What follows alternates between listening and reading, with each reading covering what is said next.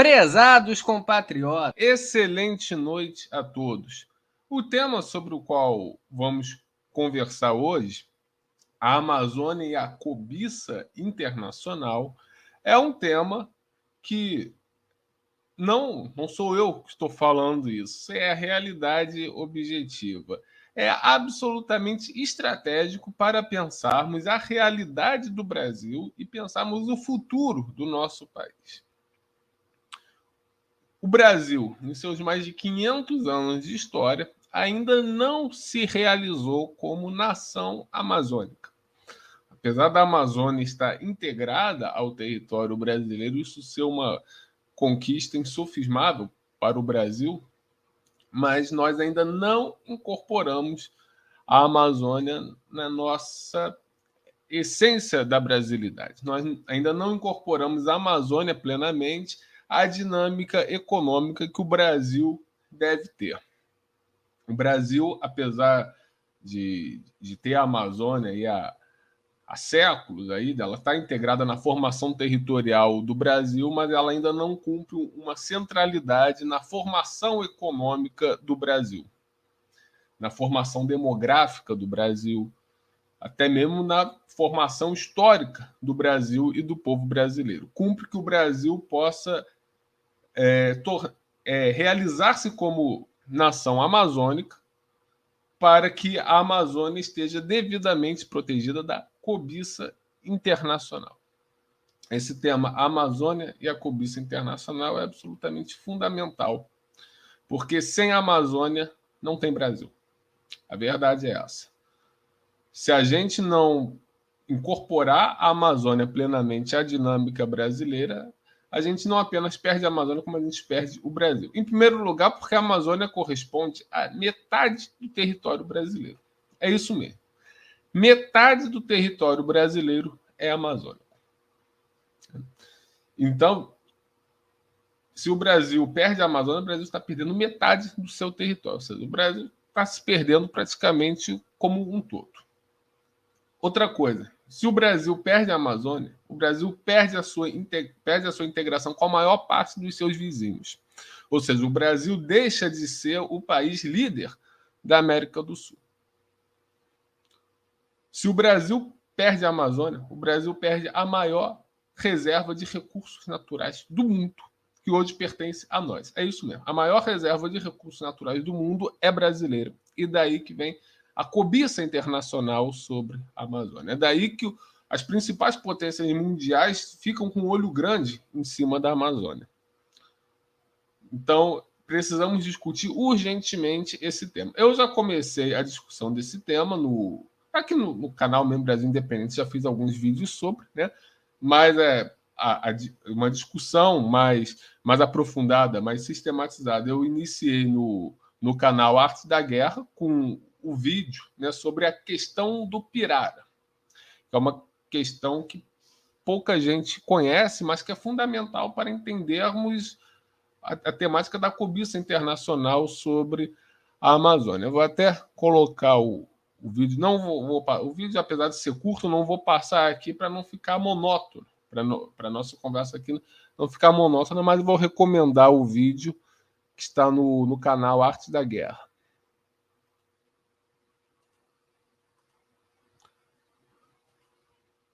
Então,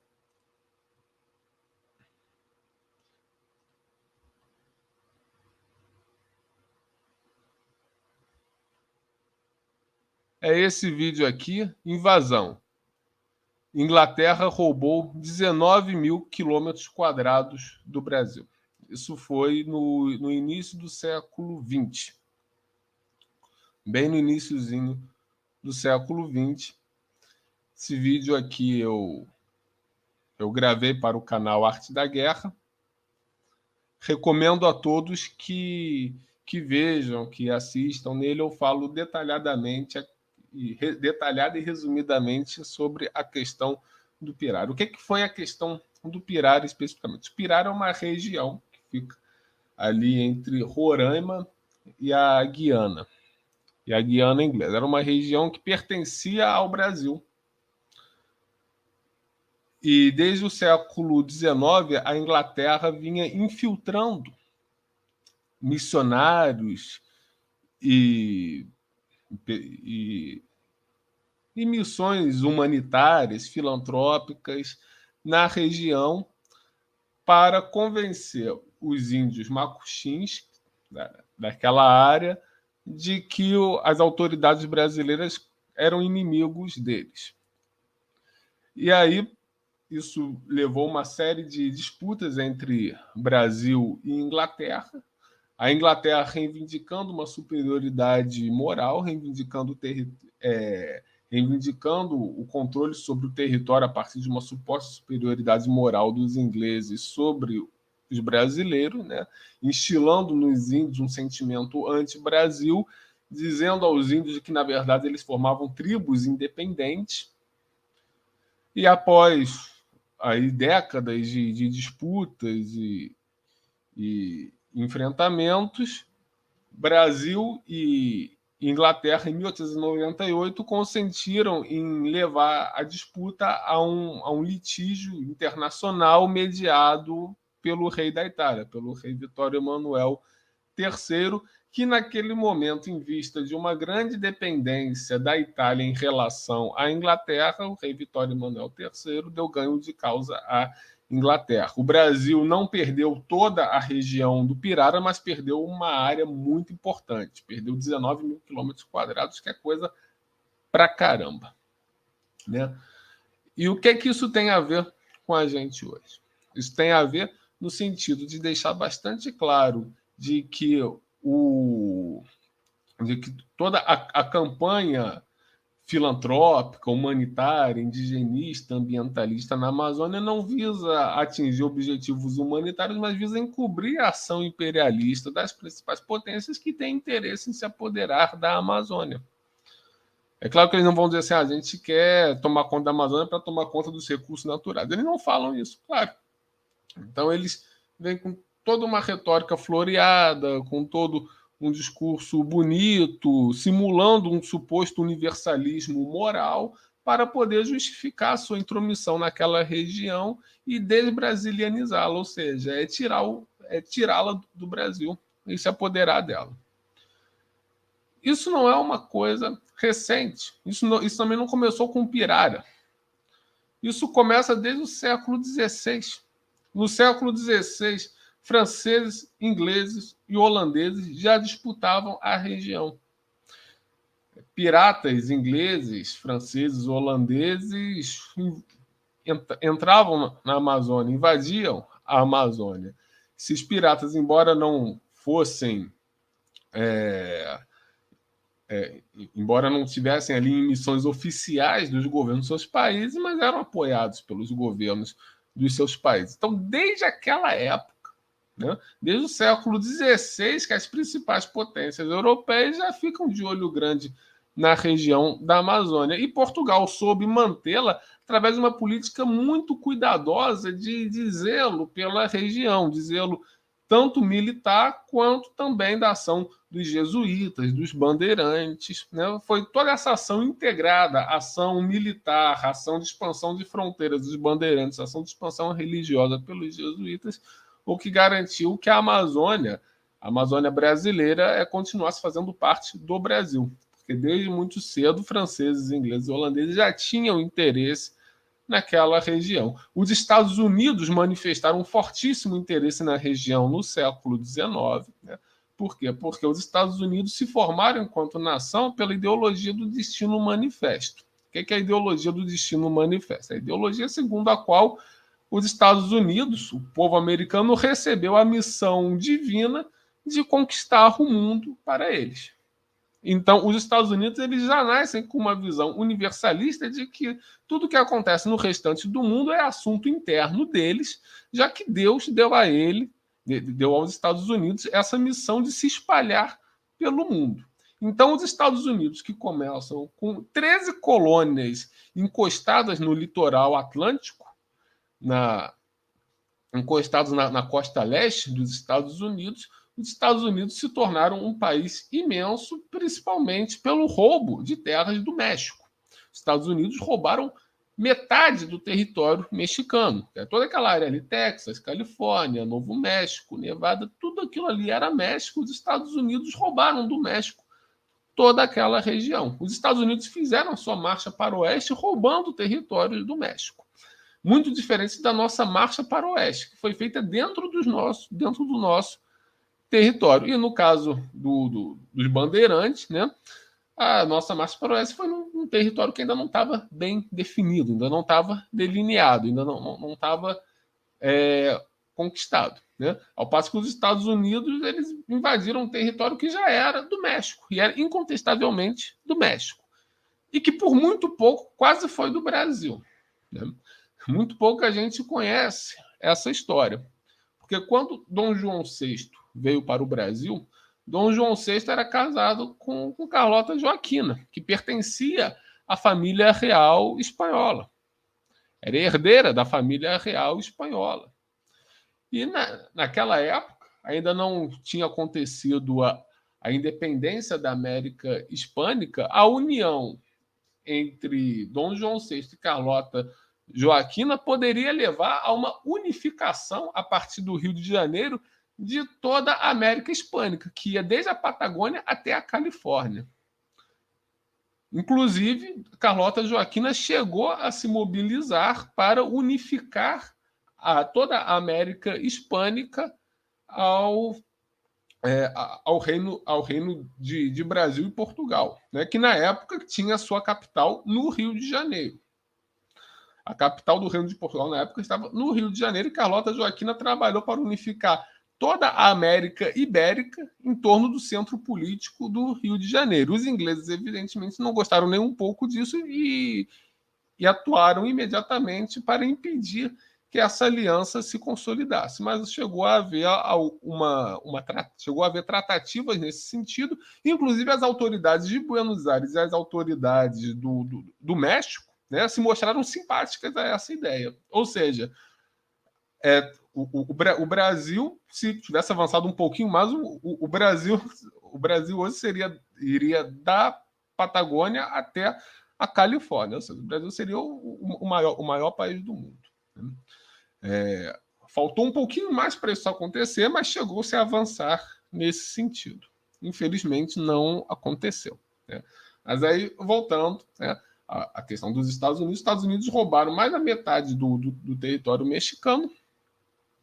E nisso que roubaram, eles conseguiram chegar ao Pacífico, né? E a partir daí os Estados Unidos começam a se projetar como grande potência internacional, como potência bioceânica, né?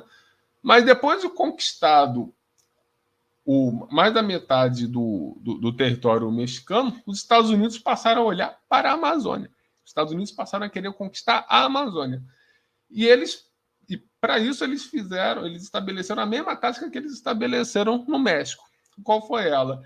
Infiltrar americanos na região que eles pretendiam conquistar, para depois justificar que aquela região, por ter vários americanos morando, pertencia aos Estados Unidos e, portanto, justificaria que eles invadissem e conquistassem a região. Eles faziam isso em regiões pouco habitadas, né? Como era ali o Texas. Né? O Texas era México, mas era uma área pouco habitada. Então, os americanos entraram lá e depois disseram que aquilo era deles. E eles fizeram o mesmo na Amazônia. Só que Dom Pedro II fechou a navegação do Rio Amazonas, que é a porta de entrada da Amazônia, fechou a navegação do Rio Amazonas para estrangeiros. Ou seja, nenhum estrangeiro poderia navegar pelo Rio Amazonas. Né? Essa política assegurou que a Amazônia continuasse dentro do território brasileiro, e foi uma política visando principalmente evitar que os Estados Unidos fizessem na Amazônia aquilo que eles fizeram no México.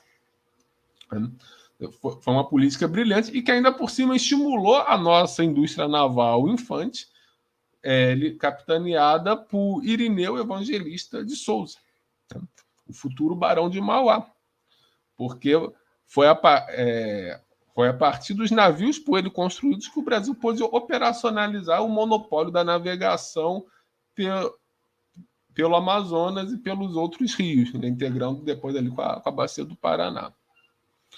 Ou seja, o Brasil já de muito tempo está às voltas com a cobiça internacional sobre a Amazônia. Né? Depois da Segunda Guerra, houve a tentativa de se internacionalizar a Amazônia com a formação da chamada Ileia Amazônica, que seria uma área sob jurisdição internacional comandada pela ONU. Esse projeto, felizmente, não foi adiante porque foi muito denunciado no Brasil e quem puxou as denúncias foi o então senador Arthur Bernardes, que já havia sido presidente do Brasil na década de 20.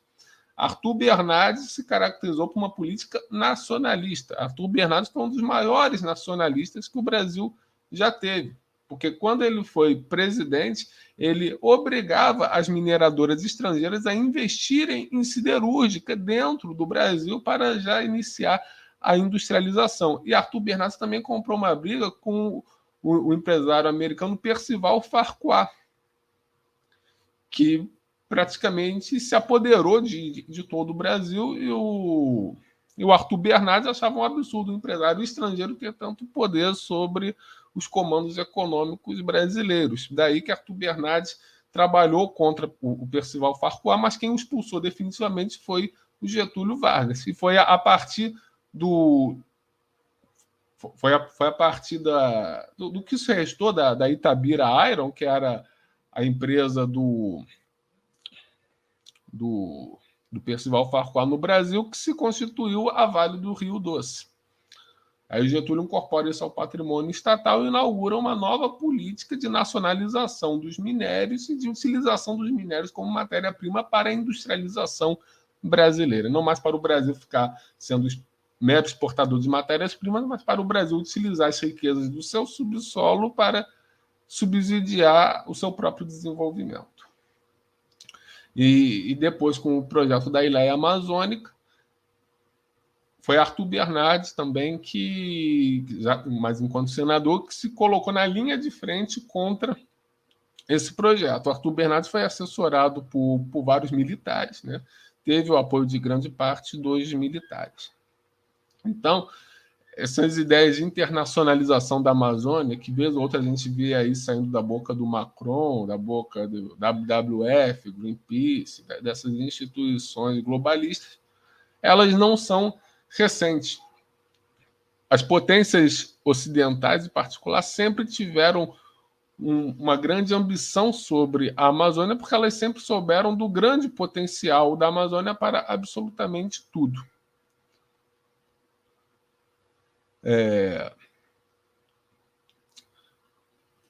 Exatamente, Samuel. A Amazônia é nossa, boa noite. A Amazônia brasileira é nossa. Assim como o Brasil tem que liderar também uma geopolítica pan-amazônica para liderar o bloco amazônico sul-americano contra a intromissão estrangeira e, ao mesmo tempo, aproveitar a região para projetar o Brasil como liderança internacional. Mas vamos falar disso também. Boa noite, Paulinha.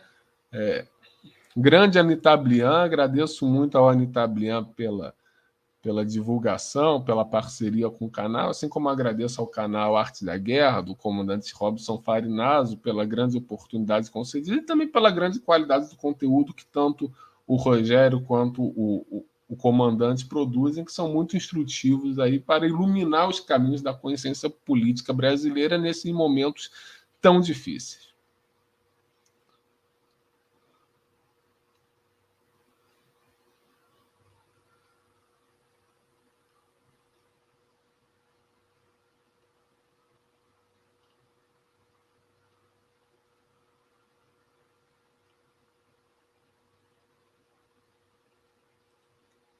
É isso aí, vamos dar o like aí, ativar as notificações também, né? Importante. Teve a questão da Ford na Amazônia. Foi um pouco antes da metade do século passado. Foi mais ou menos a década de 20, início da década de 30, que teve a Fordlândia, mas que foi um empreendimento falido, o que mostra, inclusive, que o capital estrangeiro nunca é o responsável por desenvolver os países. A gente não pode contar com capital estrangeiro para desenvolver aquilo que é nosso.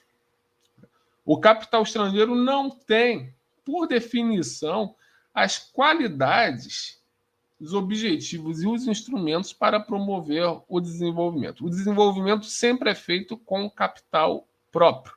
Capital estrangeiro nunca desenvolveu absolutamente nada. O desenvolvimento necessita de um projeto de Estado. De um projeto de Estado para engrandecer o país, para engrandecer os recursos nacionais, para engrandecer o capital nacional. O capital estrangeiro jamais estará na linha de frente de nenhum desenvolvimento, e o caso da Fordlândia é bastante ilustrativo disso. Quem desenvolveu a Amazônia foi o Estado brasileiro. Todas as iniciativas de desenvolvimento da Amazônia partiram do Estado brasileiro e também, né, com o apoio particularmente das empresas nacionais, sejam elas estatais ou privadas. O capital estrangeiro só entra quando ele tem absoluta segurança de retorno rápido. Quando ele não tem, como é o caso de novas frentes de empreendimento, novas frentes de desenvolvimento como a Amazônia, ele não entra. E quando entra, abandona logo, como fez a Ford. Aliás, a Ford já abandonou o Brasil completamente, né? O que mostra que o capital estrangeiro nunca será suficiente para desenvolver o país, porque quando não interessa a ele, ele simplesmente sai, ele não tem nenhum compromisso, ele não tem nenhum enraizamento na realidade brasileira. Para ele, o Brasil é apenas um meio de ganhar dinheiro fácil. Quando esse meio se dificulta, quando ele acha que pode ganhar mais dinheiro em outro lugar, ele simplesmente sai. Por isso que a gente tem que contar com o que é nosso, a gente tem que contar com os nossos recursos para defender o que é nosso e promover aquilo que é nosso. E o Brasil é grande demais para isso, né? O Brasil não precisa ficar mendigando nada do estrangeiro, como, aliás, nunca precisou.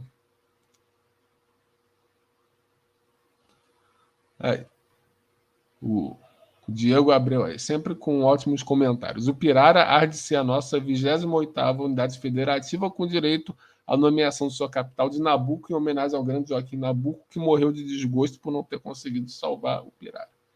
Exatamente isso. Não diria nem a 28ª unidade federativa. Eu acho que todas aquelas regiões fronteiriças da Amazônia deveriam voltar a ser territórios federais. O que eram os territórios federais? Os territórios federais foram unidades administrativas criadas no governo de Getúlio Vargas, mais especificamente em 1940, para que o governo federal exercesse um controle direto sobre as regiões fronteiriças desabitadas do Brasil, para evitar justamente que novos piraras surgissem. Os territórios federais não eram estados porque eles não tinham administração própria. A administração deles estava diretamente ligada ao governo central. Se eu não me engano, os territórios federais deixaram de existir na Constituição de 88. Até 1988 existiam os territórios federais. Acho que é uma forma muito melhor de administrar aquelas regiões fronteiriças do norte do que estados, porque aquelas regiões não têm estrutura suficiente para ser considerado estado. Roraima tem condição de ser considerado estado? Não tem. Roraima não pode estar no mesmo pé que São Paulo, que o Rio de Janeiro, que o Rio Grande do Sul, que a Bahia, que Goiás, que Pernambuco, que o Maranhão. Esses são estados mesmo. Esse tem toda a estrutura para ser estado. Roraima não tem estrutura para ser estado. Roraima não tem nem 500 mil habitantes. Então, Amapá. Qual a estrutura que o Amapá tem para ser um governo estadual? Atribuir a esses estados a qualidade atribuir a essas regiões a qualidade de estado é apenas empoderar as oligarquias locais e que muitas vezes nem são locais, como no caso, por exemplo, do Ijucá e o Roraima, do Sarney, no Amapá. Nenhum deles são dessas regiões propriamente ditas, né?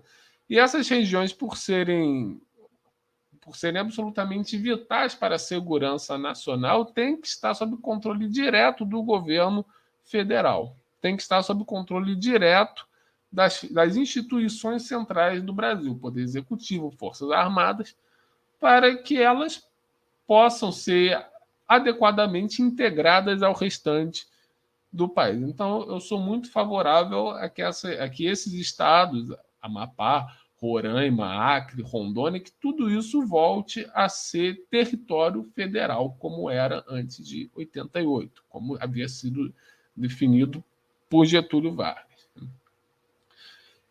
E sim, a grande tristeza da vida do Joaquim Nabuco foi não ter conseguido salvar o Pirara. O Joaquim Nabuco teve os melhores argumentos, ele produziu 18 volumes explicando sobre como o Pirara fazia parte do Brasil, como o Pirara fazia parte da Constituição brasileira, mas a qualidade dos argumentos do Joaquim Nabuco de nada valeu, porque o rei Vitório Emanuel estava comprometido até ao talo com a Inglaterra e não poderia desagradar a Inglaterra em hipótese alguma e deu ganho de causa à Inglaterra. Qualquer observador honesto e imparcial veria que os argumentos de Joaquim Nabuco eram irrefutáveis, mas ali o que prevaleceu não foi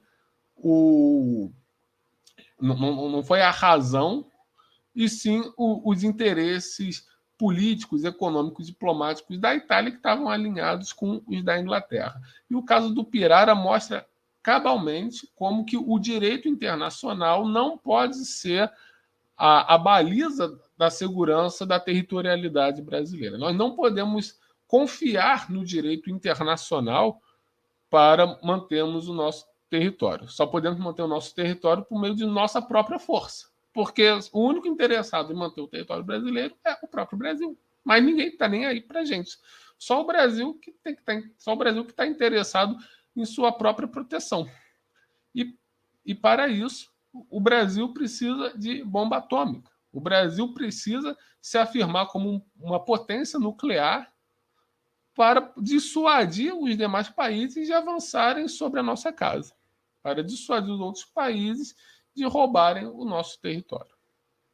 Então, o Brasil somente se realizará como nação amazônica se também se realizar como nação nuclear. Somente com a bomba atômica o Brasil terá os meios para se proteger. Qualquer outra coisa além disso, direito internacional, ética universal, razão moral, nada disso será suficiente, porque tudo isso é atropelado pelos interesses práticos, pelos interesses geopolíticos. E a única forma do Brasil fazer prevalecer seu interesse geopolítico sobre o dos demais países é ganhando força sobre os outros países. E como é que faz isso?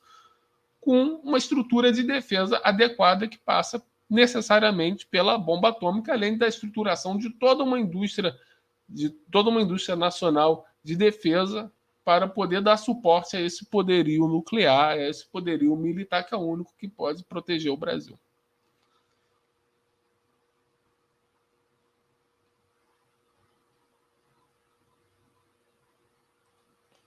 Carlos Cabas perguntando: Felipe, você assistiu a live do comandante ontem? A cônsul da Rússia prometeu a tecnologia nuclear. Você acredita que Putin fala em nome dela? É muita esmola, até o santo desconfia. Então, eu não assisti a essa live de ontem. Eu não sei exatamente do que a cônsul da Rússia falou, mas pode ser uma proposta interessante. Aí o Brasil precisa, não é a Rússia que vai tomar a iniciativa de nos ajudar a desenvolver a tecnologia nuclear. Até porque nós já temos um parque nuclear considerável. Essa iniciativa tem que partir do Brasil. E as negociações que o Brasil estabelecer têm que partir do princípio brasileiro, da iniciativa brasileira de aumentar o seu poderio. Se não tiver isso, ninguém mais fará pelo Brasil. Não vai ser a Rússia que vai defender o Brasil, não vai ser a China, não vai ser ninguém. Se o Brasil não quiser se defender, ninguém irá defendê-lo.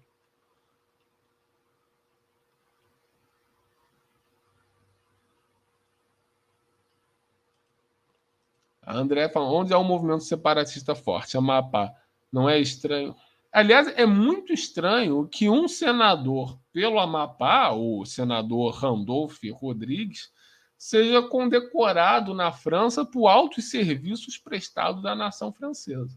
Lembremos que o Amapá faz fronteira com a Guiana Francesa. Ora, o Randolph é senador pelo Amapá ou senador pela Guiana Francesa? A França é um país que aberta e ostensivamente manifesta o seu interesse de espoliar a Amazônia do Brasil. O Macron toda hora está repetindo que a Amazônia não é do Brasil, que a Amazônia tem que ser internacionalizada. E antes do Macron, o Mitterrand e o Chirac já haviam falado a mesmíssima coisa. Então a gente vê que isso aí não é uma coisa do Macron, isso não é apenas uma fala do Macron para irritar o Bolsonaro, embora possa ter também essa finalidade. Mas isso é uma política permanente do Estado francês que atravessa todas as presidências. Desde uma presidência mais à esquerda, como a do Mitterrand, até uma mais à direita, como o do Chirac, e outra que é do Macron, que ninguém sabe exatamente o que é. Então a gente vê que é uma política permanente do Estado francês, e não é uma política permanente do Estado francês desde 30 anos para cá. Não, é uma política permanente do Estado francês há séculos. A França, no século XVI, já mandava expedições de pirataria para se apossar da Amazônia. O próprio fato da Guiana Francesa até hoje ser mantida como território ultramarino da França mostra que a França tem um interesse amazônico permanente. Assim como o fato da Guiana Inglesa e de Suriname serem, respectivamente, da Inglaterra e da Holanda até hoje, embora hoje não formalmente, mas na prática esses países continuam vinculados às suas respectivas metrópoles. Isso mostra como Inglaterra, França e Holanda não desistiram da Amazônia e utilizam esses enclaves como porta de entrada na região. E esses enclaves ameaçam, sobretudo, o Brasil, que é o maior país amazônico. Então, o Brasil tem que ter meios de se defender e de se proteger. Mas o Brasil não pode se proteger apenas com gogó. O Brasil tem que ter meios práticos e efetivos para garantir a sua soberania na região. Vamos ver exatamente do que a gente está falando quando a gente fala de Amazônia. Quando a gente fala de Amazônia, a gente está falando uma de metade do território brasileiro. Né? Isso é a primeira coisa que tem que ser ressaltada. Metade do território brasileiro é amazônico. Isso é, o Brasil é um país amazônico que precisa se realizar enquanto nação amazônica. O Brasil só se tornará uma potência mundial quando se tornar uma potência amazônica, quando se realizar como nação amazônica, porque as grandes possibilidades de continentalização do desenvolvimento brasileiro e de integração do Brasil por dentro passam necessariamente pela Amazônia, que corresponde a 50% do nosso território. Tá? Isso é um ponto. Né? O outro ponto é a imensa fartura de água doce. A Amazônia é a maior reserva mundial de água doce, tanto na superfície, por meio dos rios, da bacia hidrográfica, da bacia do Amazonas, quanto a reserva aquífera. A Amazônia tem reservas aquíferas gigantescas, Alter do Chão e outras também, que estão entre as maiores do mundo, além, já não é na Amazônia, né, o aquífero Guarani, que está na bacia do Prata, mas que grande parte dele está no Brasil. Ou seja, o Brasil detém as maiores reservas de água doce do mundo. Isso é fundamental porque sem água não há vida. Né? Não adianta ter a tecnologia mais completa do mundo se você não tiver água para beber. Você pode ser o rei da cocada preta. Você pode ser o rei do reino mais poderoso do mundo. Mas se você não tiver água para beber, você vai morrer. Igual qualquer mendigo na rua que morre de sede, igual qualquer sertanejo que morre de sede durante as secas no Nordeste. Água é fundamental para a vida. Sem água, você não faz absolutamente mais nada, porque sem vida não se faz absolutamente nada. E onde é que está a principal reserva de água doce do mundo? Está na Amazônia. Então, o mundo que passa por uma grave crise hídrica, a crise hídrica é mundial, o mundo está de olho no Brasil, porque o Brasil é uma das últimas reservas de água doce do mundo. Então, esse é outro aspecto. O outro aspecto é a biodiversidade. Biodiversidade tanto vegetal quanto animal, né? Que é a porta de entrada para várias outras questões. Matéria-prima de novas tecnologias, matéria-prima para a indústria farmacêutica, poderosíssima, está ganhando cada vez mais poder no mundo, como a gente sabe. Né? Enfim, extratos, insumos, tudo aquilo que pode ser utilizado para a indústria de alta tecnologia. né? A biodiversidade é um grande ativo econômico e tecnológico, e a Amazônia é uma das regiões de maior biodiversidade do mundo. Madeiras, fauna, flora. O que se quer que se imagine em termos de biodiversidade, a Amazônia é riquíssima e, portanto, atrai naturalmente muita atenção.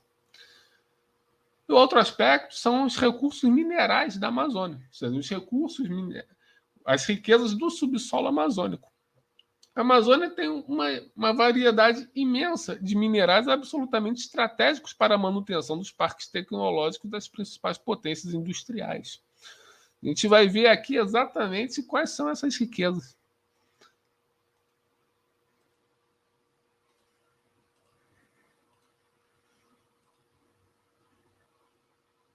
Aqui tem esse mapa aqui, muito legal. Não sei se vocês estão conseguindo ver. Dá para ver aí. Então, vocês vejam que ao longo de toda a Amazônia, existem vários recursos minerais. Grande parte da tabela periódica está no subsolo amazônico. Ó, ouro, aqui onde tem ouro aqui, no norte de Roraima, tem ouro aqui nessa região da cabeça do cachorro, do Amazonas, tem ouro aqui no Amapá, tem ouro aqui no centro-sul do Pará, no sul do Amazonas, estanho, né? Nióbio, regiões riquíssimas toda a Amazônia é riquíssima em nióbio, petróleo, né? Petróleo e gás natural, potássio, né? Aqui entre o Amazonas e o Pará, calcário, manganês no Amapá, ferro aqui no Amazonas, no Amapá. Aliás, a maior reserva de ferro do mundo, né, no Carajás, é na Amazônia. Alumínio, né, aqui entre Pará e Amapá. Diamante, aqui no norte de Roraima. Cromo, lignito e urânio. Né, numa época em que se fala, em que a Europa, os Estados Unidos falam em retomar a energia nuclear, onde é que tem reserva de urânio? Na Amazônia. Aqui. Tem aqui entre Roraima e Pará, tem aqui no Amapá. Então, vocês vejam como a Amazônia é rica. E fora também aqui, manganês, ouro, nióbio, cobre, ferro. Aqui nessa região de Carajás. Então, vocês vejam como o subsolo amazônico é riquíssimo. A Amazônia é uma das últimas reservas do mundo de recursos naturais. Recursos naturais, seja recursos minerais, recursos aquíferos, recursos de biodiversidade. Ou seja, tudo que a humanidade precisa para se manter tem na Amazônia. Ou seja, a Amazônia é literalmente uma mina de ouro. Essa mina de ouro é nossa, porém, infelizmente, hoje nós não temos meios suficientes de protegê-lo. Nós precisamos criar esses meios, porque senão a Amazônia vai ser espoliada. Existe uma grande cobiça internacional sobre a Amazônia, que é justamente em função disso tudo, de todas essas riquezas. Quando o estrangeiro fala em proteger a floresta amazônica, em proteger o índio amazônico, ele não está preocupado lá com o seu Zé Tupinambá, lá de Roraima. Ele está preocupado com isso aqui. Esses aqui são os bichinhos da Amazônia que o Macron, que o Biden, que a Inglaterra querem proteger, que a WWF quer proteger. Por quê? Porque esses pais... ainda tem mais aqui. Ó. Tudo isso aqui, ó. A Amazônia é tudo isso aqui. Ó. Tudo isso aqui está entremeado de recursos naturais. O subsolo amazônico está impregnado de recursos naturais. Tudo isso, minha gente, é nosso. Todos esses recursos naturais são do Brasil e devem permanecer brasileiros e devem ser utilizados em favor do nosso desenvolvimento econômico e social. Mas isso só será possível se nós conseguirmos manter a cobiça, a ganância estrangeira à distância. E para isso a gente vai ter que ter uma estratégia nacional para a Amazônia, para a Amazônia.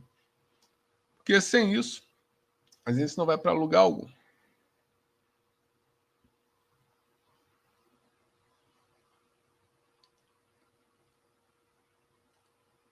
Exatamente, não só a França, Estados Unidos, Inglaterra, Alemanha, Suécia, Japão, todos esses países.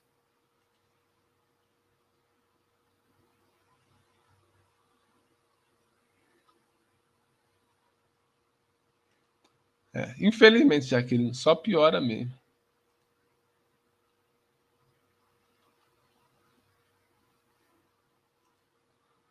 É uma possibilidade, mas existem formas mais inteligentes de se fazer isso. Porque se a gente faz um negócio desse, a gente atrai o ataque francês de uma vez só. Existem formas mais inteligentes de manter a França à distância.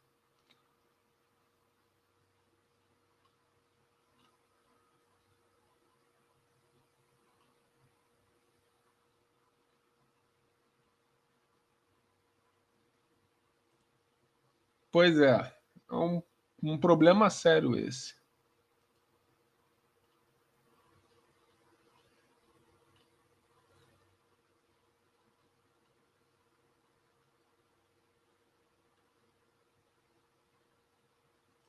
Também acho, para o inferno. Com certeza, Soberania Brasil, eu agradeço muito aí o seu apoio.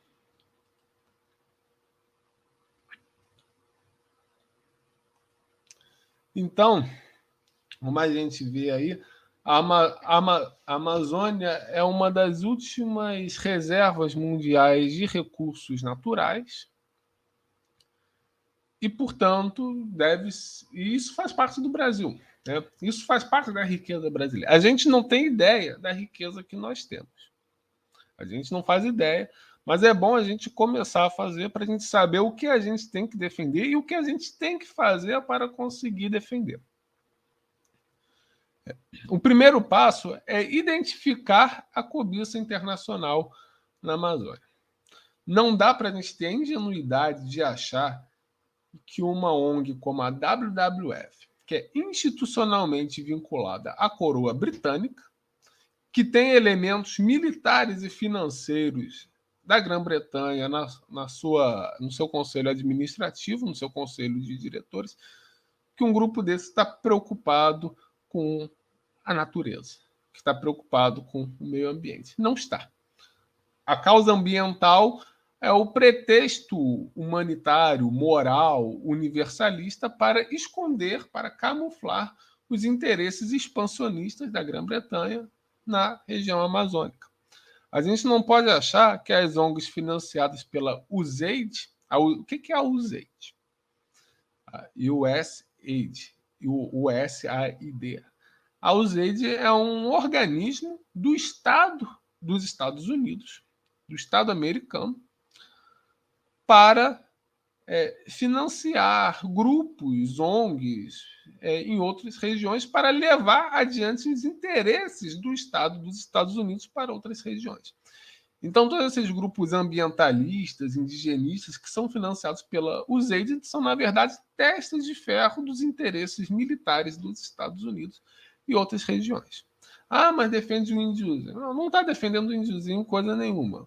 O índio é só um pretexto para eles entrarem na Amazônia e tirarem ela do Brasil, assim como a Inglaterra fez na questão do Pirari. E a Inglaterra não foi a primeira a fazer isso. A França, a Holanda, antes já seduziam os indígenas brasileiros para jogá-los contra as autoridades brasileiras. Isso é tão antigo quanto o Brasil. Então a gente não pode cair nessa, a gente não pode achar que são causas humanitárias. Não são, são interesses geopolíticos muito bem definidos, interesses geopolíticos em se apoderar das riquezas naturais. E por que eles têm esse interesse geopolítico? Porque a Europa e Estados Unidos já estão esgotados. Tá? O que a Europa tinha que tirar da sua natureza já tirou. A primeira, a segunda e a terceira revoluções industriais já desgastaram tudo que a Europa tinha e tudo que os Estados Unidos tinham. A África está cada vez mais fechada para a Europa, porque a África cada vez mais está integrada com a China. Então, quem tem acesso aos recursos naturais da África é cada vez mais a China, e não a Europa e Estados Unidos. A Ásia, por sua vez, está dando um pé na bunda da Europa e, e dos Estados Unidos. Então, a gente vê aí a Europa e Estados Unidos se ferrando para tudo que é lado. No Oriente Médio, na Ásia Central, tudo isso. Certo? O que é que sobrou para eles? Sobrou para eles Brasil. Onde é que está a última grande reserva e onde eles podem entrar ainda com certa liberdade? No Brasil, né? E na Amazônia em particular. É por isso que a gente vê ONG ambientalista para defender a Amazônia, mas a gente não vê ONG ambientalista para despoluir o Rio Tietê ou a Baía de Guanabara. Por quê? Porque não tem nada que interessa a eles no Rio Tietê e na Baía de Guanabara. Embora a poluição do Rio Tietê e da Baía de Guanabara sejam grandes cataclismas ecológicos, muito maiores do que qualquer um que ocorre na Amazônia. Mas não desperta nenhum interesse dessas ONGs. Por quê? Porque o objetivo delas não é a proteção ambiental. O objetivo delas não é a ecologia. O objetivo dela é infiltrar seus elementos para se apoderar das nossas riquezas naturais. No dia que descobrirem ouro, nióbio, urânio, embaixo da Baía de Guanabara, embaixo do Rio Tietê, aí sim eles vão se interessar. Como ainda não descobriram, então para eles os desastres ambientais nessas áreas não têm importância alguma. O desmatamento da Mata Atlântica, sobrou menos de 10% da área natural da Mata Atlântica. A gente não vê uma grande ONG ambientalista se manifestando, salve a Mata Atlântica, proteja a Mata Atlântica, não tem isso. Os processos de favelização nas grandes metrópoles brasileiras que avançam muito na Mata Atlântica não desperta nenhuma reação contrária das ONGs ambientalistas. Alguém já viu a WWF lutando pelo reflorestamento da Baixada Fluminense, pelo reflorestamento das costas do Rio de Janeiro e de São Paulo? Não. Por quê? Porque ali não tem nenhum recurso estratégico que interesse a coroa britânica. E a WWF é uma agência da coroa britânica no Brasil e onde mais que ela atue. Então, primeiro a gente precisa identificar os reais interesses. Né? Quando a gente faz isso, a gente consegue entender melhor a geopolítica internacional. E aí a gente começa a pensar o que a gente pode fazer para defender aquilo que é nosso, para defender o nosso patrimônio. Porque todas essas riquezas da Amazônia, assim como a Amazônia em si, são o nosso patrimônio. Né? E aí eu faço uma observação, né? Porque a gente não pode olhar para esse patrimônio somente pela lógica da utilização econômica. Existe um patrimônio que não é econômico. Né? A Amazônia tem um patrimônio não econômico também, que é a sua própria preservação. A preservação ambiental faz parte do patrimônio brasileiro. Então, quando a gente pensa uma estratégia para a Amazônia, uma estratégia soberana do Brasil para a Amazônia, a gente também tem que pensar uma estratégia de preservação da Amazônia, tanto para o uso sustentável dos recursos, quanto para a proteção da natureza em si. Porque a natureza da Amazônia isso também faz parte do patrimônio brasileiro. A gente não pode achar também que a Amazônia tem que ser apenas uma reserva de recursos naturais para o nosso desenvolvimento econômico também. Mas ela é muito mais do que isso, porque a própria preservação da natureza da Amazônia faz parte da essência do Brasil, faz parte da brasilidade, e a proteção ambiental tem que fazer parte de uma estratégia soberana, de uma estratégia nacionalista para a Amazônia.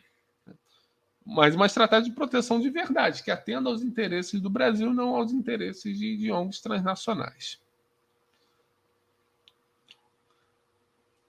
Aí, o Rogério Anitabian, que está acompanhando aí o canal, um grande salve ao Rogério, muito obrigado aí pelo incentivo ao canal.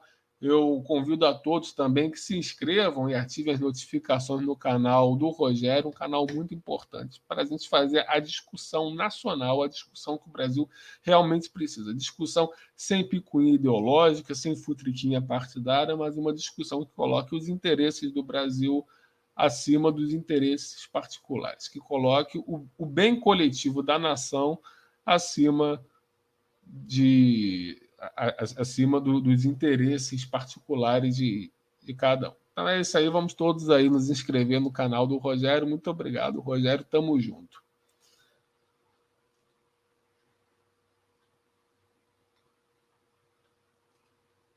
Exatamente, o príncipe Felipe recém-falecido era o patrono da WWF. Por que será?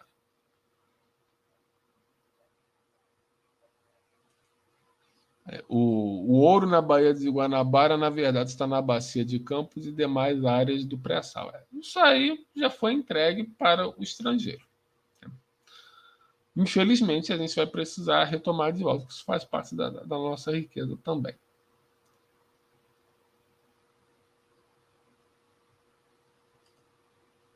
Aí, o Cirso da Luz, e lembrando, o governo brasileiro firmou um acordo que praticamente dá autonomia para comunidades indígenas fazerem acordo com quem quiserem ter sua própria lei e administração de forma independente do governo central. E aí é que a gente vê como o governo Bolsonaro é uma farsa. Né? E a gente precisa colocar nesses termos. O Bolsonaro não é frouxo. O Bolsonaro quer que a gente o veja como frouxo, para não ver que ele está a serviço dos mesmos interesses que ele diz combater. Além dessa lei aí que o Cirso está falando, que praticamente cria nações indígenas independentes dentro do Brasil, particularmente dentro da Amazônia, o que abre todas as porteiras para o separatismo, o Bolsonaro entregou a Amazônia ao Elon Musk. O Elon Musk, todo mundo sabe, é laranja do Pentágono, é laranja dos interesses militares dos Estados Unidos, que são os mesmos que financiam todas essas ONGs ambientalistas.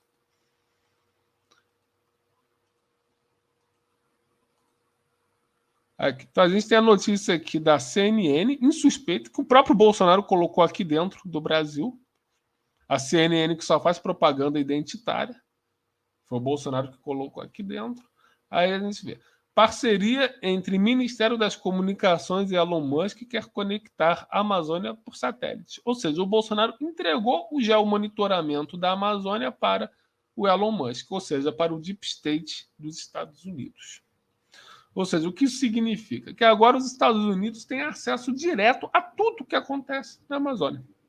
Através do Elon Musk, os Estados Unidos vai saber cada folha de árvore que cai na Amazônia. Tudo que acontece na Amazônia vai ser diretamente reportado ao Pentágono. Vai ser diretamente reportado aos Estados Unidos. Ou seja, os Estados Unidos passam a ter mais controle na Amazônia do que o próprio Brasil. Ou seja, os Estados Unidos passam a ter mais poder na Amazônia do que o Brasil. Aí eu pergunto, isso é coisa de um presidente nacionalista? Eu vejo gente aqui nos comentários falando viva Bolsonaro. Tá, cada um pode ter as suas preferências políticas. Mas esses aí que estão falando viva Bolsonaro, concordam com isso? Os que estão falando aí na caixa de comentários viva Bolsonaro estão de acordo com isso aí? Que o Bolsonaro entregue o geomonitoramento da Amazônia para um laranja do Deep State dos Estados Unidos. Se a pessoa disser que está de acordo com isso, é um direito da pessoa de achar isso. Mas essa pessoa não pode se dizer nacionalista. Essa pessoa não pode se dizer patriota.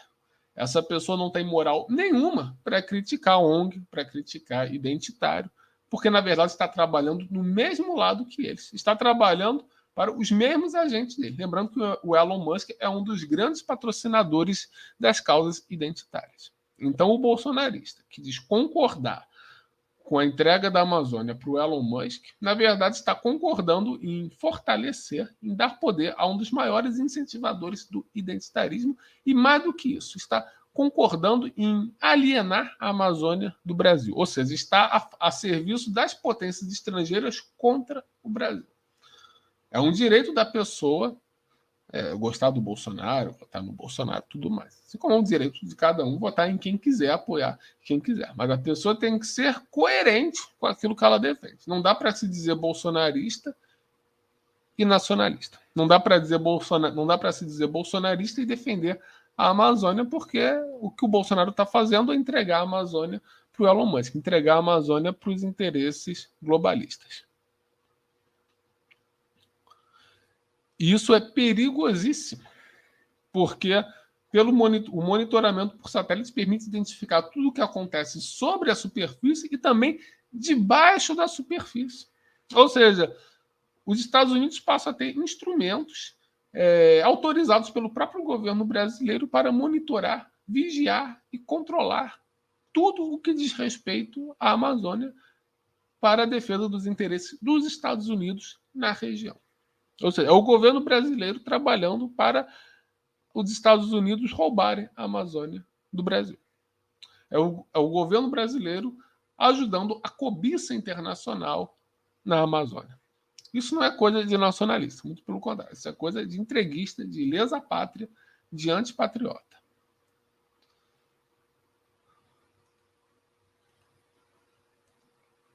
Ou seja, para que os Estados Unidos vão invadir o Brasil se o próprio governo brasileiro já permite que invada o Brasil? Né? Porque um controle como o que o governo brasileiro está autorizando os Estados Unidos a ter só acontece em países normais quando esse país é invadido. Por exemplo, quando os Estados Unidos invadiram o Iraque. Aí não tem jeito, se o país foi invadido por outro e é mais fraco militarmente, ele vai sofrer as consequências disso. Agora, o Brasil, sem ser invadido, está na prática sendo invadido. Ou seja, o Brasil está sofrendo os mesmos efeitos de uma invasão sem ter sido de fato invadido. Eu pergunto, a quem beneficia isso? Aos Estados Unidos, evidentemente. E por que o governo Bolsonaro autoriza um negócio desse? O que o Bolsonaro está ganhando e fazendo? O Bolsonaro é representante do Brasil, não é representante dos Estados Unidos ou do Elon Musk. Por que ele está fazendo isso? Qual o interesse dele em fazer isso? Certamente não é o interesse do Brasil, certamente não é o interesse dos 212 milhões de brasileiros. Deve ser um outro tipo de interesse. Mas um interesse que não convém ao Brasil, um interesse que não está alinhado ao interesse nacional. Boa noite, Janilson. O Brasil compra paz. Que paz? A paz de ser monitorado por um exército estrangeiro? Isso é paz. A paz tem que ser garantida pela soberania do país. A soberania do país é que vai garantir a paz. A única forma do Brasil manter a paz é tendo a bomba atômica para dissuadir outros países de meterem o bedelho aqui. Esse é o único jeito do Brasil ter a paz. O Brasil não vai ter a paz se entregando. Então, se for. É a mesma coisa você querer a paz se matando.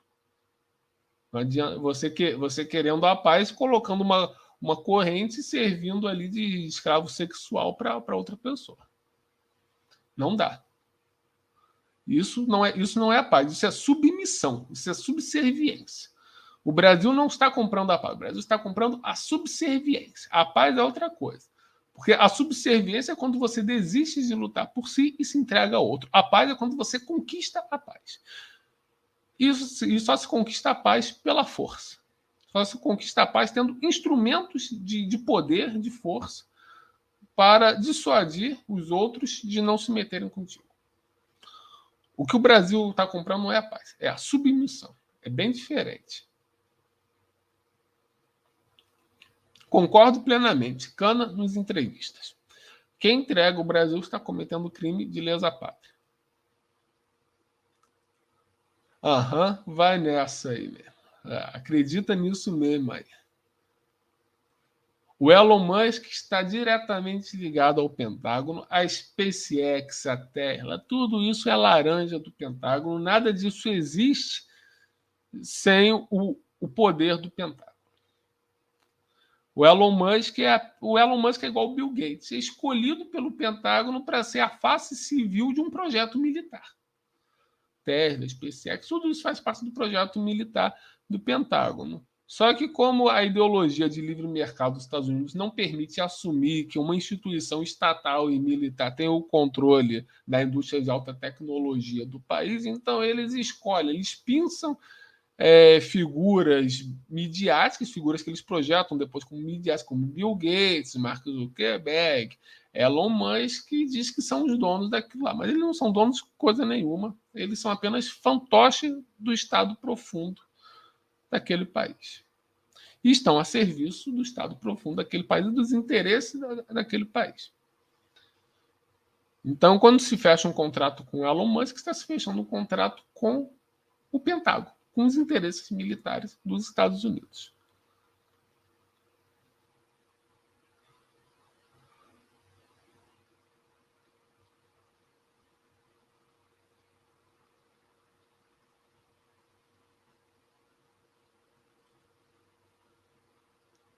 Exatamente. O caso da Raytheon, né, nos anos 90, é bastante ilustrativo também da intromissão dos Estados Unidos no Brasil. O caso, a Raytheon é autorizada pelo governo Fernando Henrique.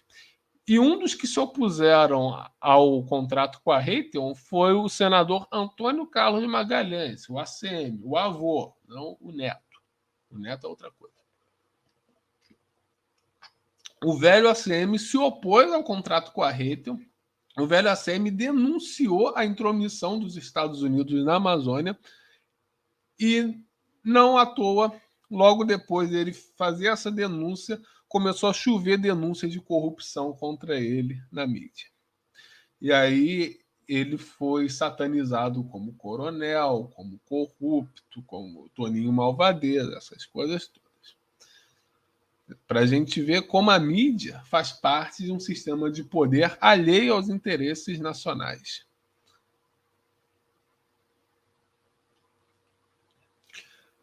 O Diego falando aí que existe uma ONG chamada Nação Tapajoara, que reivindica o território de parte do sudoeste paraense rico em minérios. Não à toa. Não à toa que... Porque só existem essas reivindicações de nação indígena onde tem minério, onde tem recurso. Né?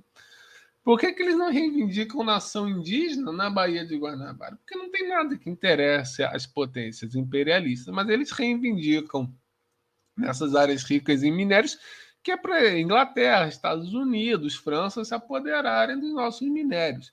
Até procurar aqui, nação Tapajoara.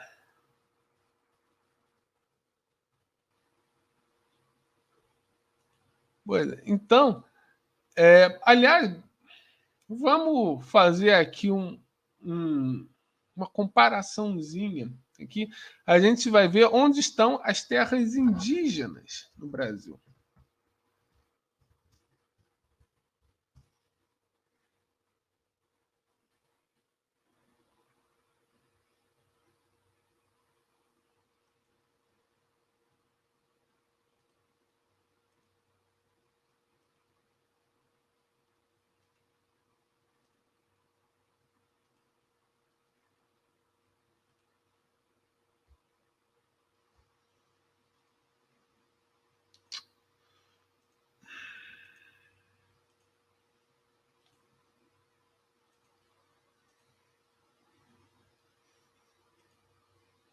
Esse é um mapa das terras indígenas no Brasil. Todas essas áreas marcadas em verde são terras indígenas. Então a gente vê muito claramente que as terras indígenas estão principalmente em áreas fronteiriças na região norte, ou seja, para impedir a integração do Brasil com seus vizinhos amazônicos, o que daria uma outra dimensão à Amazônia e alavancaria a Amazônia como centro de expansão do poderio internacional do Brasil. E essas terras indígenas estão situadas também em áreas de recursos minerais.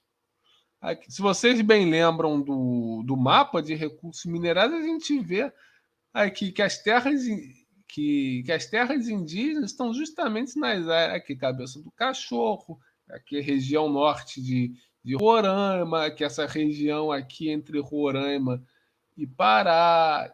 Tudo. Então a gente vê que todas essas terras indígenas estão em áreas de alta concentração de recursos minerais valiosos e ambicionados pelas potências industriais do mundo. E quem define essas terras indígenas? Essas terras indígenas, o perímetro dessas terras indígenas é definido basicamente por ONGs estrangeiras. Né? O período de grande demarcação de terras indígenas foi a partir do governo Collor. E essas reservas indígenas eram delimitadas por ONGs estrangeiras a serviço de países estrangeiros e os governos daqui só referendavam. O caso de Raposa Serra do Sol foi um dos mais polêmicos. Raposa Serra do Sol está numa área riquíssima em minérios de todo tipo e hoje está basicamente sob controle de ONGs estrangeiras. Então, o indigenismo é um instrumento para isolar o Estado brasileiro do controle de grande parte do seu território, particularmente das áreas onde se encontram os recursos críticos para o desenvolvimento industrial e tecnológico das potências capitalistas. Ou seja, o indigenismo é uma forma de privar o Brasil do seu território, dos seus recursos. É uma forma de privatizar as riquezas do Brasil. Eu não estou falando com isso que não deva haver terra indígena. Deve haver terra indígena, sim. Os índios devem ter garantidos uma parte do território para a preservação da sua cultura tradicional e tudo mais. Mas isso não pode, você não pode simplesmente pegar áreas que são do tamanho de países inteiros e entregar para meia dúzia de índios. E sendo essas áreas tendo sido delimitadas por grupos estrangeiros. Isso não pode acontecer. O índio é um cidadão brasileiro e tem que ser tratado como cidadão brasileiro dentro do âmbito nacional, ou seja, dentro dos interesses nacionais, assim como qualquer outro cidadão. Então, claro, tem que ter a terra indígena. Mas a terra indígena não pode ser dada dessa forma aqui. Isso aqui é um absurdo. A quem interessa isso aqui? Isso aqui não interessa ao índio, porque o índio não tem o que fazer com tanta terra assim. Isso não interessa ao Brasil, isso só interessa aos grupos estrangeiros que passam a controlar a mineração ilegal nessas terras, usando os índios de escudo humano para encobrir as suas atividades ilegais.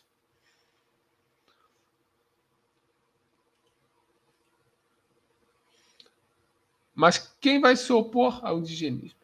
As potências imperialistas são malandras. Em vez de elas assumirem o imperialismo delas, utilizam o índio como desculpa, assim como usaram no Pirara.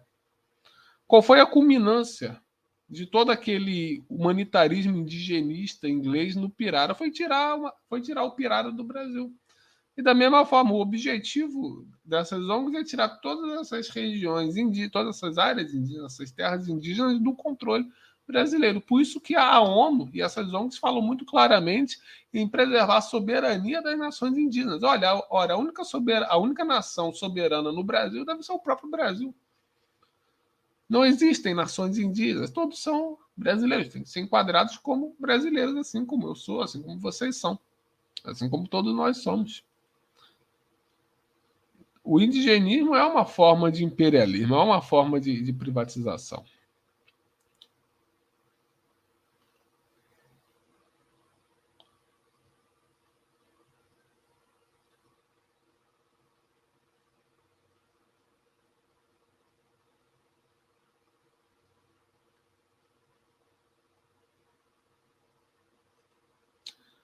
O John Wick falando, poderia falar as criptomoedas nessas relações de soberania? Bem, a criptomoeda é a negação de um aspecto básico da soberania nacional, que é a soberania monetária. O Estado-nação sempre se definiu pelo monopólio sobre a moeda. No momento que o Estado não exerce o monopólio sobre a moeda, ele, por definição, deixa de ser um Estado. E como o Estado é a organização política moderna da nação, então uma nação que não controla o seu meio circulante, que não controla a sua moeda, que não tem uma moeda estatal monopolista, não é, por definição, uma nação. Então, as criptomoedas são a negação da soberania, e não me admira que o Elon Musk apoie esse mercado, porque o Elon Musk está a serviço de interesses antinacionais. O Elon Musk é um dos expoentes do globalismo. E do globalismo de todas as suas vertentes. O identitarismo, o transhumanismo, o Great Reset. O Elon Musk está por trás de absolutamente tudo isso. Quer dizer, está por trás não, ele é um dos representantes, porque quem está por trás é o Estado profundo dos Estados Unidos, que é o que sustenta o Elon Musk, assim como sustenta todos esses figurões das chamadas Big Tech. Né? Bill Gates, Mark Zuckerberg, tudo a mesma coisa. Então, criptomoeda é a negação da soberania e o exercício da soberania passa necessariamente pela proibição e criminalização de criptomoedas. Não tem outro jeito. Um país que adere a uma criptomoeda como moeda oficial, como El Salvador faz, e como a própria Argentina está querendo fazer, é um país que está abrindo mão da sua soberania. É um país que está aceitando que uma máfia, que é quem controla essas criptomoedas, é uma máfia, envolvida com tudo que não presta, com tudo de ruim que existe, que uma máfia controle o meio circulante do país, que uma máfia controle a economia do país. Uma economia baseada em criptomoeda não é uma economia nacional, é uma economia colonial, colônia de banqueiros, colônia de mafiosos.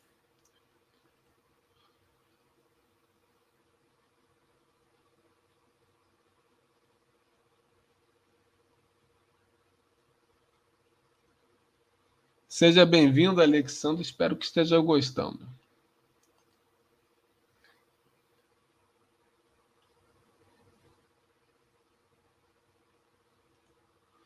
O Diego Abreu mandando a real. Tem gente mesmo que acha que uma startup de garagem teria condições de promover a ascensão de um novo ramo da indústria automobilística. Essa galera se diz capitalista, mas não entende nada de mercado. Aliás, essa lenda aí do nerd que inicia uma indústria de alta tecnologia na garagem de casa, isso já é antigo. Isso foi usado com Bill Gates e agora está sendo usado com Elon Musk também.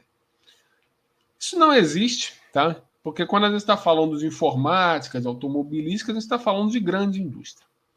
E grande indústria não se faz na garagem de casa. Isso não acontece, isso não tem a menor condição de acontecer. E quem acha um negócio desse não entende nada de mercado, não entende nada de nada. Quem acha um negócio desse nunca bateu um prego num sabão. Não entende absolutamente nada de produção. Se a pessoa acha que dá para produzir chip na garagem de casa, que produz sistemas de informática na garagem de casa, que produz carro voador na garagem de casa, o cara, pelo jeito, nunca encheu o pneu de uma bicicleta.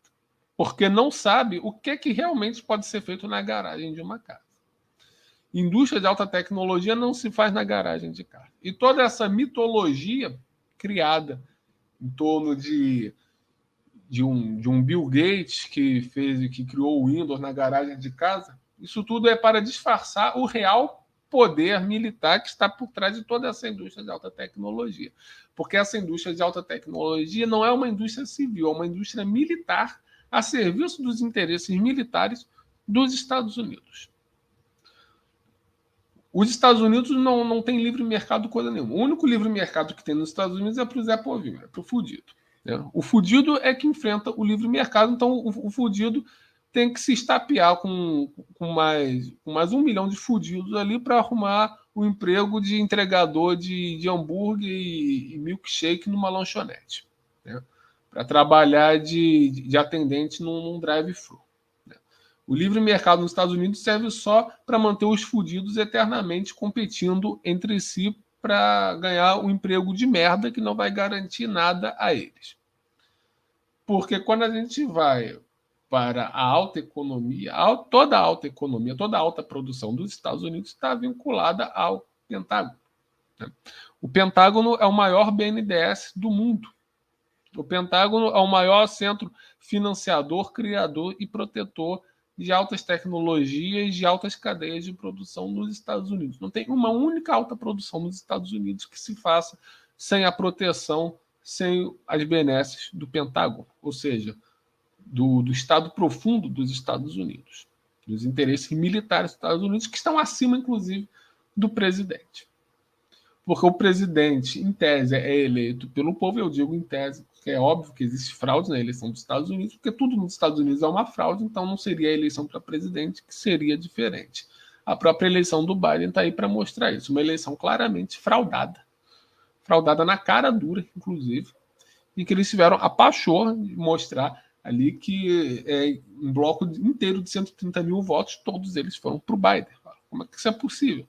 Você não consegue fazer isso nem num prédio, pô. Nem num prédio pequeno todo mundo vai votar no mesmo candidato, quanto mais, pô, um bloco de 130 mil eleitores, todo mundo votando no mesmo candidato. Que negócio é esse? Então, mas tudo nos Estados Unidos é uma farsa, a eleição não seria diferente. Então, e esses interesses, os interesses militares estão acima do governo dos Estados Unidos. Tanto é que a estratégia de relações internacionais dos Estados Unidos nunca muda. Por quê? Porque não são feitas pelo presidente, não são feitas pelo governo eleito, são feitas por esse estamento militar que é quem manda nos Estados Unidos. O estamento militar ligado a interesses financeiros, a interesses plutocráticos e tudo mais. E eles criam empresas do interesse dele. Né? A internet foi criada pelo Pentágono. Aí depois que já tinha ganho lá o uso militar que eles queriam, eles disponibilizaram para o uso civil, pegaram lá uma figura da elite americana, que é o Bill Gates. O Bill Gates é neto de banqueiros, inclusive o nome dele é William Gates III. O Bill Gates nasceu numa família rica, numa família muito rica, por sinal. O avô dele era um dos maiores banqueiros dos Estados Unidos. Aí pensou esse cara e disse assim: ó, agora você é o líder da Microsoft. A gente está colocando você como líder da Microsoft. E aí a Microsoft se espalhou pelo mundo inteiro. E a Microsoft faz parte da estratégia militar dos Estados Unidos de controle militar da informação. Quando a gente usa a Microsoft, a gente está transferindo nossos dados, nossas informações para o poderio militar dos Estados Unidos. E a mesma coisa com o Elon Musk. As cadeias de produção, as cadeias tecnológicas do Elon Musk fazem parte de desenvolvimento de projetos militares dos Estados Unidos. E o Elon Musk é só a face civil desse projeto, que é essencialmente militar. E quando o Brasil fecha acordo com Elon Musk para monitorar a Amazônia, na verdade está entregando o controle da Amazônia para os Estados Unidos. Daí para ver uma ocupação física dos Estados Unidos na Amazônia é um pulo. E aí é que vem as ONGs, aí é que vem tudo, e mais o que eles ainda vão inventar para poder justificar a ação deles na Amazônia. Ótimo comentário de Drick Heim. Somos gratos aos militares e civis, altivos e ativos, entre eles Geisel, Getúlio e Brizola, porque defenderam o interesse nacional. Agora, o que bolsonaristas e lulistas possuem para valorizar? Concordo plenamente contigo. Somos gratos a todos os que defendem o interesse nacional, e Bolsonaro e Lula não fazem parte desse rol de pessoas que defenderam o interesse nacional. Definitivamente não fazem. O Lula, inclusive, já falou que vai entregar a Amazônia para a Alemanha. Vou ver se eu acho a matéria aqui. O Lula falando que ia convidar o chanceler da Alemanha para proteger a Amazônia. O que o chanceler da Alemanha tem a ver com a Amazônia? O que ele tem a contribuir para a proteção da Amazônia? Quando o Lula fala isso, ele está se comprometendo na prática a entregar a Amazônia para a Alemanha. E o que o Brasil ganha com isso? Não ganha nada. E por que o Lula, enquanto candidato a presidente no Brasil, enquanto pré-candidato a presidente no Brasil, tem a prometer ao chanceler da Alemanha de entregar a Amazônia? Ele tem que prometer governar a Amazônia como parte do Brasil. Fazer da Amazônia cada vez mais parte do Brasil. Fazer da Amazônia um patrimônio de fato dos brasileiros. É isso que ele ou qualquer outro político brasileiro tem que ter em mente. Mas não é o caso, infelizmente.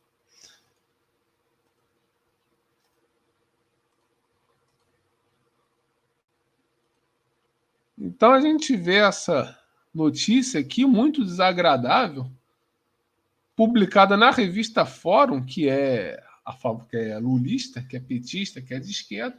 Aí a gente vê uma merda dessa. Lula diz que convidará shows futuro chanceler alemão para proteger a Amazônia. O que o show tem a ver com a Amazônia? O Olaf Scholz, ele cuida lá dos interesses da Alemanha. Ele foi eleito para defender a Alemanha. Como é que um cara eleito para defender um outro país vai proteger os interesses do Brasil? Só pelo Lula falar isso, a candidatura dele deveria ser impugnada. Eu acho que só pelo Lula falar um negócio desse, ele deveria voltar para a cadeia. E fazer companhia ao Bolsonaro também, por ter entregue já o monitoramento da Amazônia para o Elon Musk. Por mim, Lula e Bolsonaro iriam para a cela da Polícia Federal em Curitiba, juntos. Eles seriam presos juntos. Porque são dois entreguistas, são dois lesa-pátria. Como é que alguém se candidata a presidente num país falando que vai entregar metade do território desse país para outro governante?